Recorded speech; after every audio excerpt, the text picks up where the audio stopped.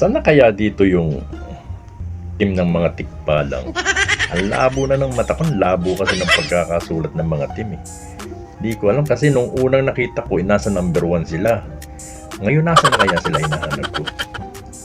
Abay, di ko talaga makita. Sa 2, 3, 4, 5, 6, 7. Ayun! Nasa pang-7 na palang mga tikbalang ang puta. Ayun. Natalo pa sila kahapon. So ngayon, nasa pang-8 na sila. Ilan na lang ang kulang para malagay sila sa kulelat.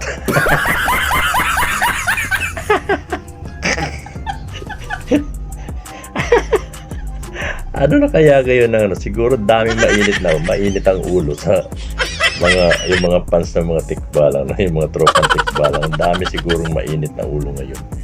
Kasi natalo sila kahapon eh.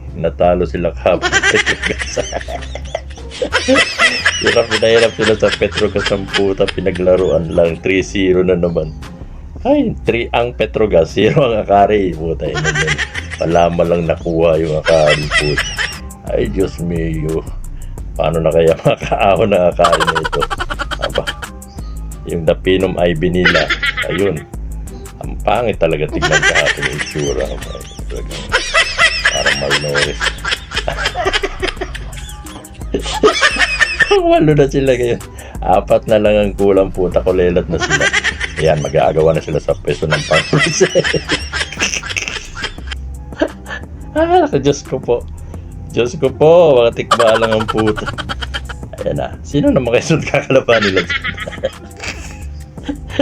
Ay, feeling magagaling ang puta, makukulelat na. Diyos mio.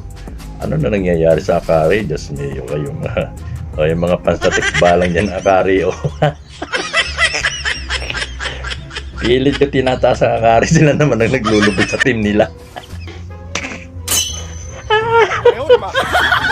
Kasi Meo kayo, mga tikbalang kayo, magsama-sama kayo sa kulelat. Ay, Diyos Meo. Yun oh, yung cream line namin na yung safe na safe.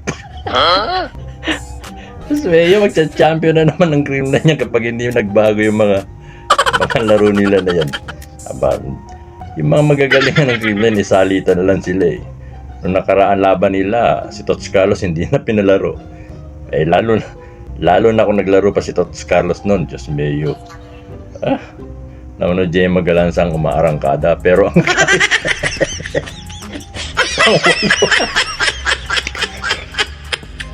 ano naman sasabi mo, tikbala? Diyos mio, dyan na nga kayo, putangin na nyo.